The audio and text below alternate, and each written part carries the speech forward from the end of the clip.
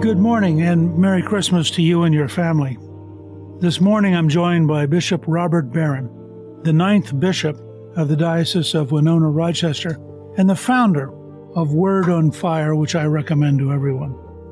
Bishop Barron, welcome. Thank you for joining me on Newt's World. Here at Christmas, would you mind starting us off with a message about Christmas and what it means to you? Well, first of all, thank you for having me on. It's good to be with you, and Merry Christmas to all the listeners today. You know, something the church fathers said over and over again was, God became man that man might become God. And it might seem a little peculiar at first, but it's based in the Bible, namely that God becomes one of us, precisely to draw us into his life. So the Greek fathers talked about theosis in their language, but Thomas Aquinas picked it up in the West. He used the word deificatio, deification, that we become sharers in God's nature. God became one of us, that we might become sharers in his own life. And that, I think, is the deepest meaning of Christmas. It's the message of the incarnation. So not just a sort of a strange one-off, but something that's at the very heart of our human life, that God is not just a moral exemplar for us, but God is calling us into intimacy with himself. And that happens through the incarnation. And that's the message of Christmas. God becomes this little baby. God joins us in our weakness, our vulnerability, our finitude, that we might become sharers in his own nature. I always call it the marvelous humanism of Christianity. There's no humanism, ancient or modern, that holds out a higher ideal for human beings than Christianity, because the ordinary goal of the Christian life is to become a sharer in God's nature. So the humanism of our tradition is grounded finally in this great feast of Christmas. In your own experience, how did you open up to God?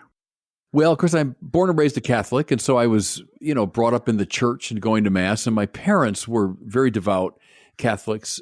An experience that I remember very vividly is I'm a kid of, 4 or 5 at the time, maybe, and simply watching my father at prayer on his knees at Mass. I thought of my father as the most powerful person in the world, and to see him humbly in the presence of a power greater than himself, that had a huge impact on me when I was a little kid. But then in a more refined way, when I was in high school, I discovered St. Thomas Aquinas. And though I was a believer in God, to be sure, but when I came across the arguments for God's existence, I realized that you could think about God in a very serious way, an intellectually serious way.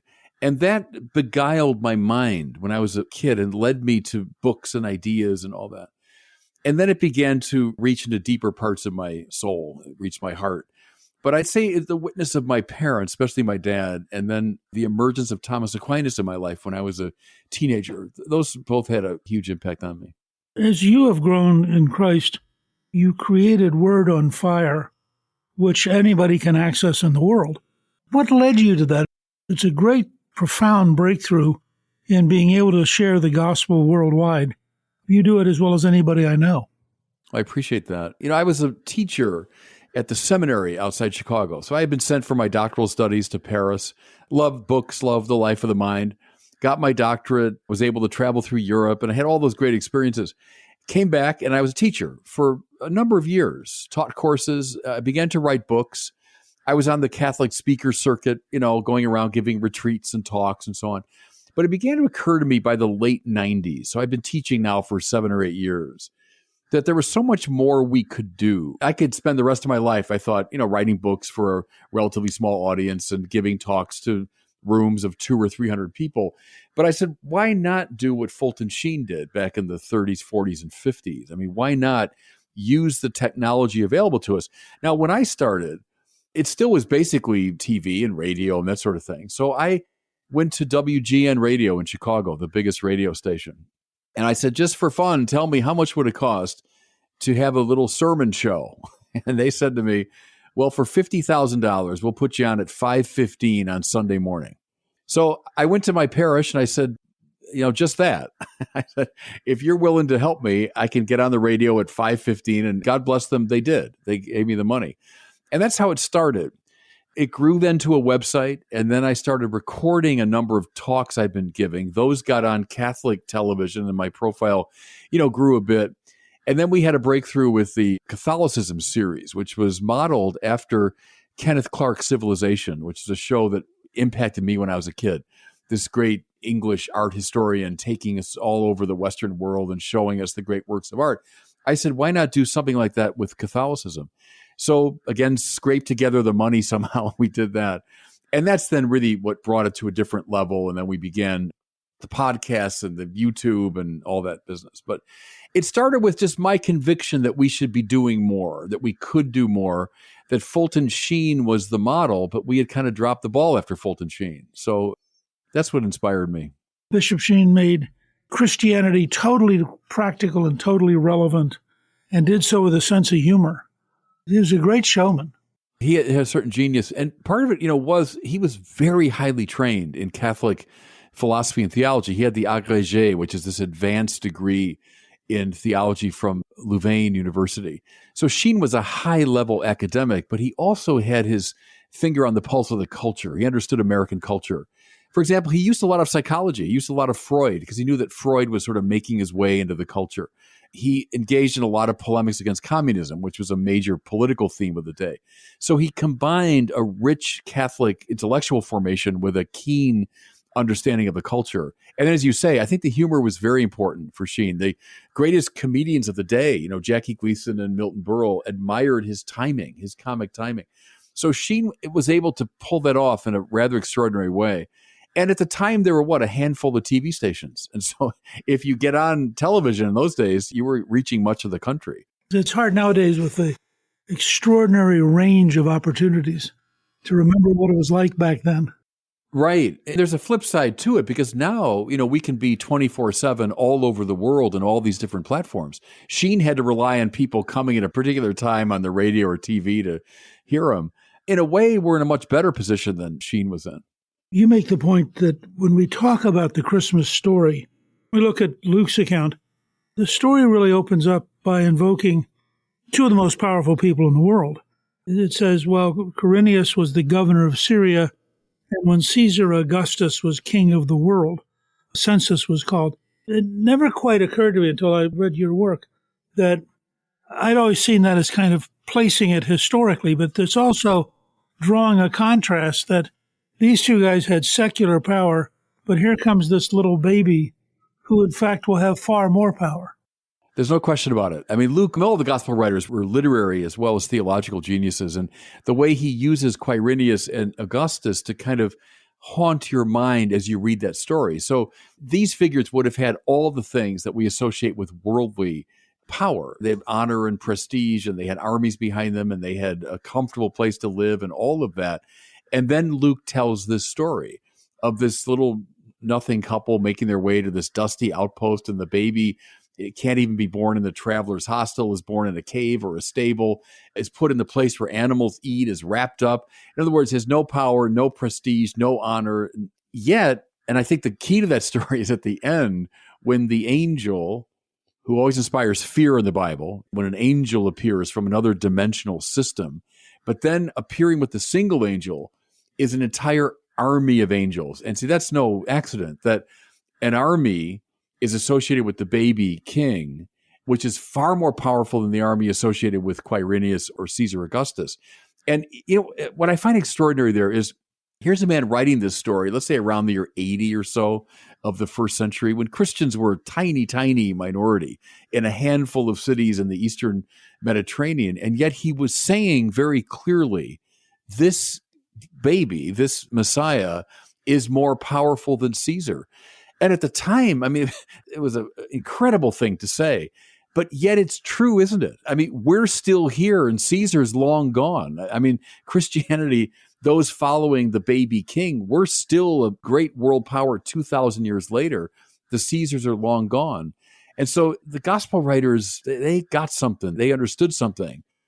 I think here, even in our own time, you and I lived through the fall of the Soviet Union. Who would have guessed when I was a teenager in the 70s and someone told me that the Soviet empire would collapse with barely a shot being fired and that the Pope would be a major player in it? That would be wild fantasy. That's what happened. And the Christmas story, you're quite right, is about that dynamic. that the true king and the true army are more powerful than the armies of the world.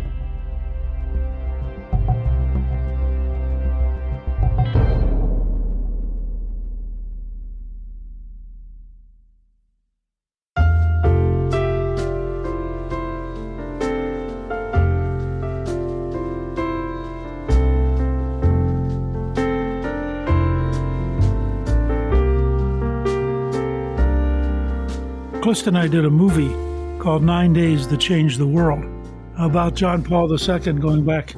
And it's astonishing the impact he has and the degree to which he suddenly arouses the Polish people. You're quite right, and it's marvelous. Your documentary and that whole story is marvelous, but it calls to mind the Stalin line, right? It was about Pius XII. How many divisions does the Pope have when the Pope critiqued him? Well, the successor of Pius XII brought down the successor of Stalin without a single division. But it speaks to spiritual power, which we've always known about. Spiritual power can change the whole world. There's a great line in the movie where George Weigel quotes Stalin and then says, it turned out that the Pope had far more divisions than Stalin ever imagined. That's quite right. And that's signaled in the Christmas story when this invisible army. See, in other words, don't sentimentalize the angels of Christmas. They're on every Christmas card and we sentimentalize them, but they're not sentimental figures in the Bible. Angels are always ferocious figures. They're fearsome figures. And now you get an army of those together. That's what's associated with the baby king, which means the powers of the world should tremble. See, because at the heart of Christianity is a sort of taunt to worldly power because we hold up the cross, which struck first century people as exceedingly strange. That you would hold up the image of someone being tortured to death by Roman power.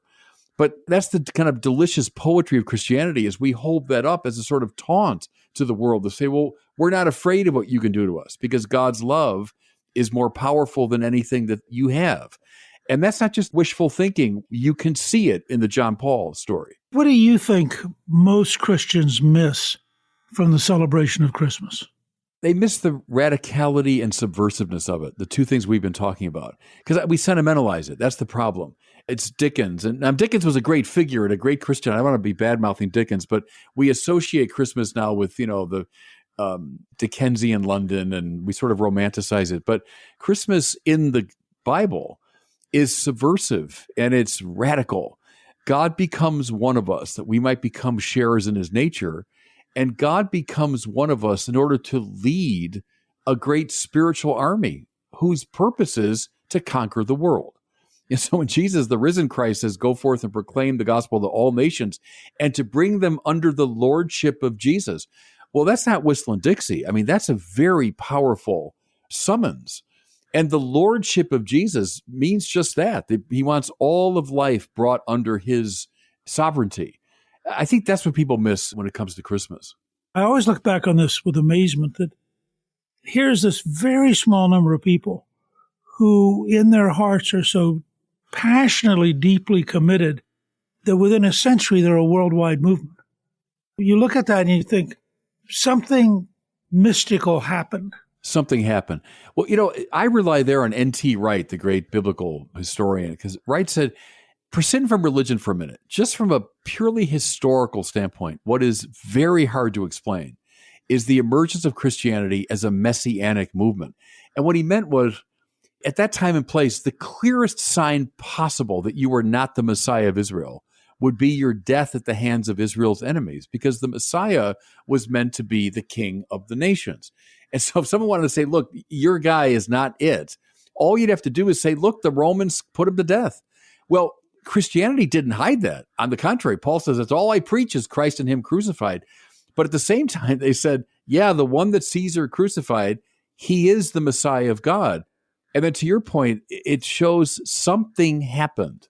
Even to explain the emergence of this movement, apart from the resurrection, it's very hard to explain it.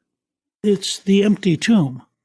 It's the moment of realizing that the effort of the establishment, both the Jewish establishment and the Roman political establishment, has failed. That Christ, in fact, is not dead. He was temporarily gone and is now back. Right. The most fundamental form of charismatic preaching, so-called, the charisma being the basic good news. The basic form is Caesar killed him, God raised him. That's what the first preachers said. You killed them. Your people killed them. God raised them. That's the kerygma. And that is a subversive sort of message. That's a very challenging message, which is why most of the first Christian preachers ended up in prison and put to death, because the powers that be understood that. They knew how radical this message was. Even Paul saying again and again, as he does, Jesus Kyrios, Jesus is Lord, because Kaiser was Kyrios, Caesar was Lord in that time and place. And so to say, no, not Caesar, but Jesus is Lord, that's why Paul was in prison a lot and why they eventually cut his head off, is they knew how subversive that was. We've lost a lot of that edginess, I'm afraid. Part of it is you have to have people who believe so deeply that they regard having their head cut off as a reasonable trade. It is, in that sense, in the early days, a religion of martyrs, over and over again. Witnesses, and the blood of the martyrs, the seed of Christians, as Tertullian said, and that's exactly how it worked. But see, it still works. When I was filming the Catholicism series, we were in Namugongo near Kampala, and that's where Charles Lwanga and his companions were murdered in the late 1800s. And anyone watching that would have said, well, that's the end of Christianity. But now, every year on his feast day, June the 3rd, something like 1 million people converge on that spot. And when I was there filming, I was just sort of moved to quote Tertullian. I said, the blood of the martyrs is still the seed of Christians, and take a look. And then the camera panned out to this enormous crowd. So it's still true, still true. When you are at Mass and you take the Eucharist, the representation of Christ and the degree to which Christ is in you, 2,000 years later, as experienced by well over 1,300,000,000 people, is an astonishing statement of faith. Yeah. It's the distinctive mark of Catholic Christianity is we don't think of Jesus as simply an inspiring teacher or a distant historical figure. We eat him and we drink him. We take him into our bodies. The Church Fathers said that. It's the way we become immortalized. So preparing ourselves to live forever, well, we become immortalized through the Eucharist. So the kind of wonderful, gritty realism of our Eucharistic faith, that Jesus is really, truly, and substantially present, that matters a lot, because otherwise it's easy to think of him, make him a very abstract figure.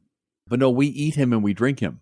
And in that process, there is a personal experience, it seems to me, that when you go, for example, in Rome, to certain key places where there are martyrs, and you realize that these people, in a sense, were happy to be martyred. They were dying in the absolute faith of rebirth, and they felt that the people who weren't prepared to be martyred were much poorer and were not going to, in fact, be reborn. Yeah, and I think that's true in those days and true in our time. Think of a Maximilian Kolbe and the depth of the Holocaust in Auschwitz, but willingly gives his life to save someone else. That's someone who's living in a different plane. That's someone who's opened up a depth dimension to life. It's still true, the great martyrs, and that's still the source of the Church's deepest life.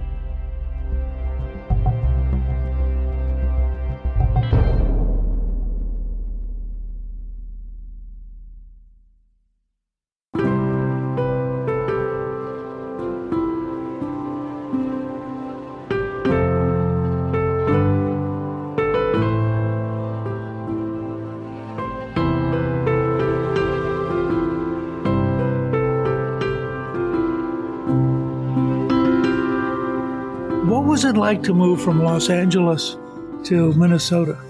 It felt like coming home. I loved LA. I'm from Chicago originally, and I was a priest there, and I was rector of the seminary there. Loved Chicago, but I'm, very used to the Midwest and Midwestern weather.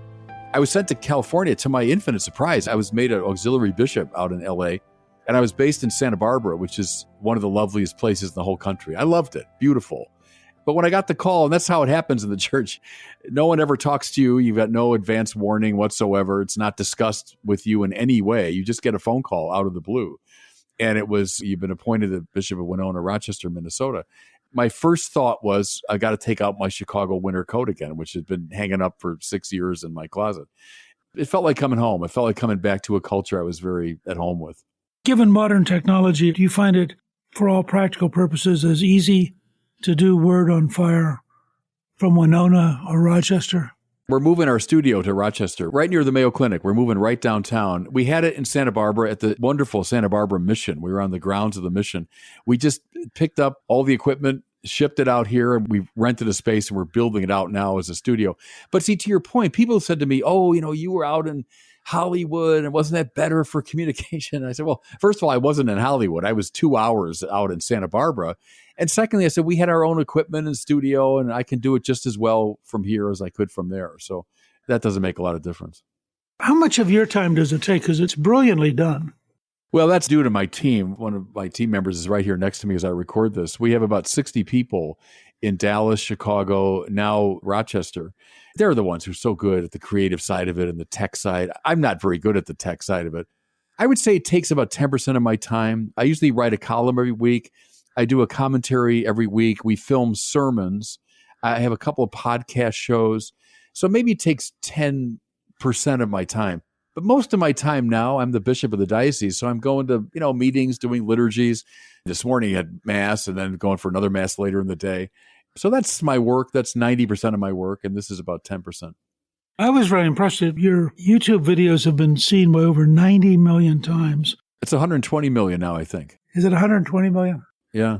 And my wife is one of the 500,000 people who get your daily email reflections. And she literally has told me of several people who've come to her and who have been moved to convert to Catholicism by listening to your reflections.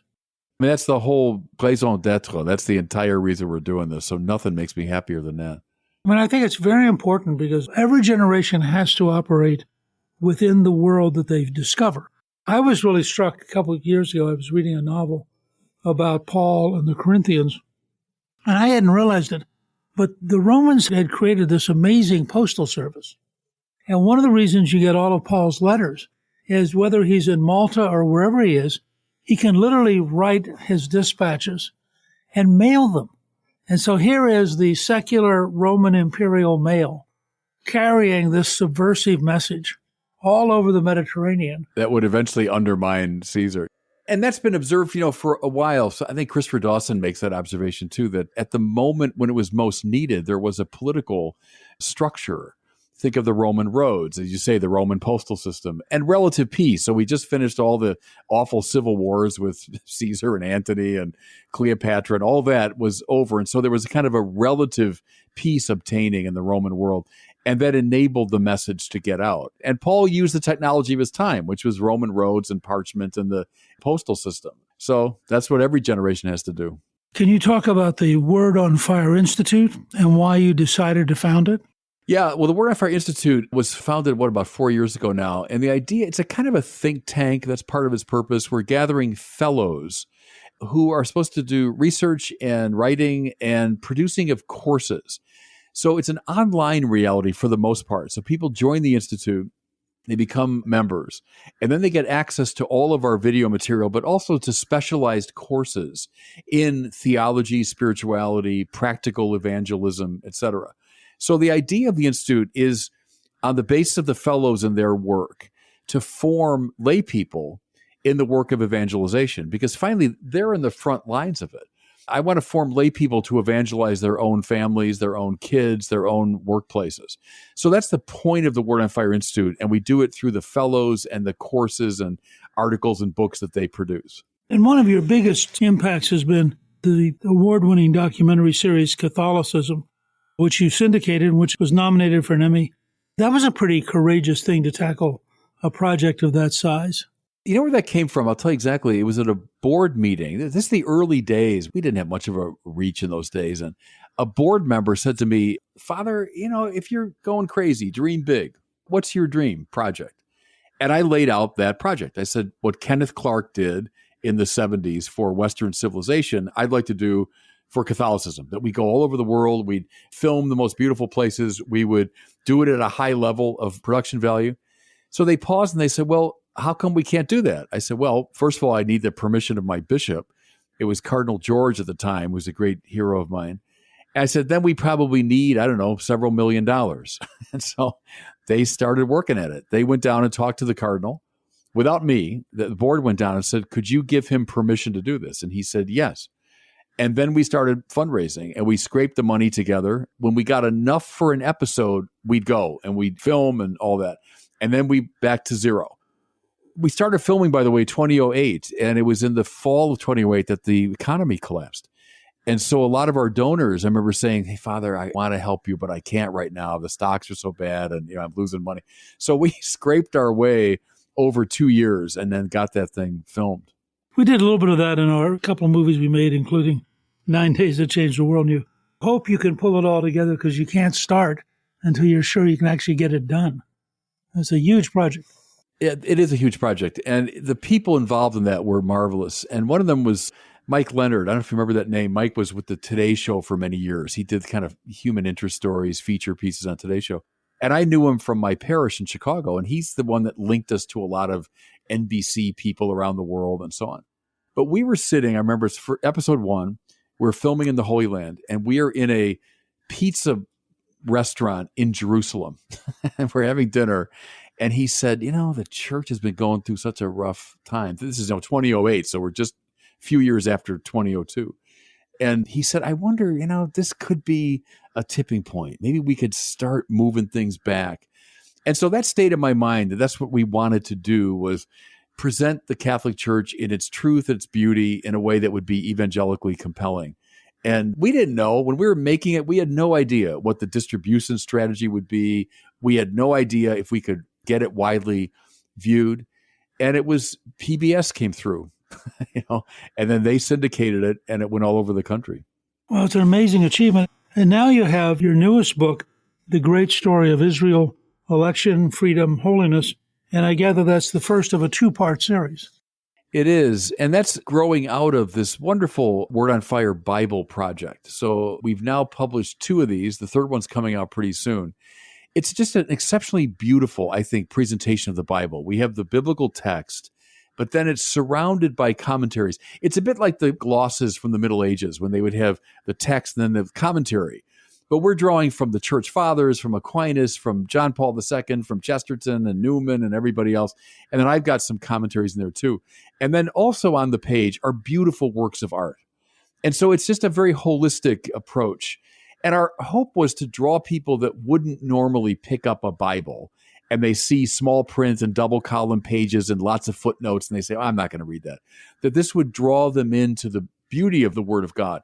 And the first volume, I think that sold 300,000 copies. It was just the Gospels. And then we did the rest of the New Testament. And the third one coming out is the first 5 books of the Old Testament. So my book there that you referred to, it grew out of that project. So as I'm doing all this commentary in the Bible, it grew into really a book-length thing. And that's volume 1. I'm looking at roughly half the Old Testament there. And it's all under the rubric of trying to draw people back to the Bible. When you go back and you look in the Middle Ages, there was a lot of effort to use beauty to bring people together, many of whom couldn't read, but they could see the pictures. They could get a feel for the storylines, if you will. Yeah. But see, the church I grew up with, I came of age in the 70s, right?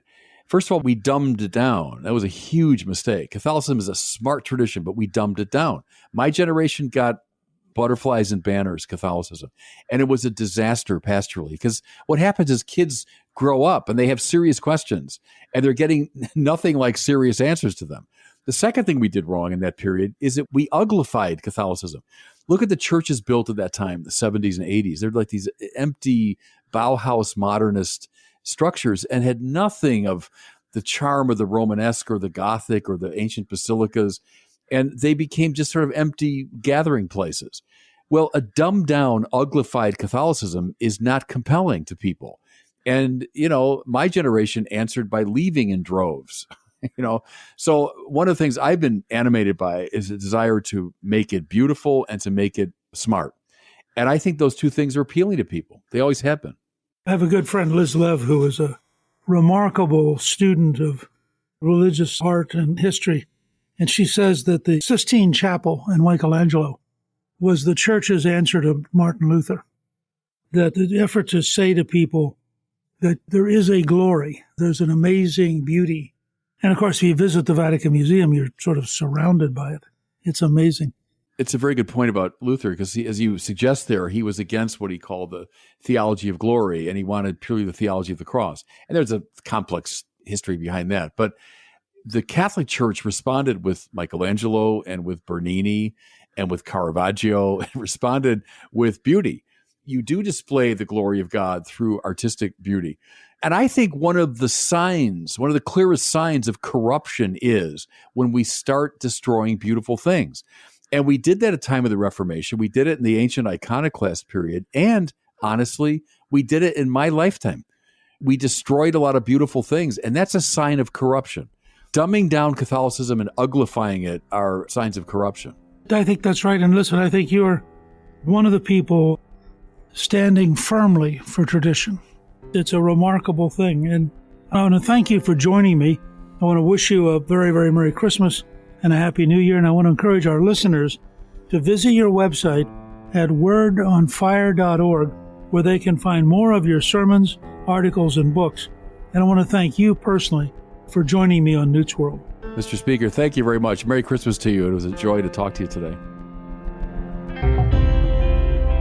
Thank you to my guest, Bishop Robert Barron. You can get a link to Word on Fire on our show page at newtsworld.com. Newt's World is produced by Gingrich 360 and iHeartMedia. Our executive producer is Garnsey Sloan, and our researcher is Rachel Peterson. The artwork for the show was created by Steve Penley. Special thanks to the team at Gingrich 360. If you've been enjoying Newt's World, I hope you'll go to Apple Podcasts and both rate us with 5 stars and give us a review so others can learn what it's all about. Right now, listeners of Newt's World can sign up for my 3 free weekly columns at gingrich360.com/newsletter. I'm Newt Gingrich. This is Newt's World.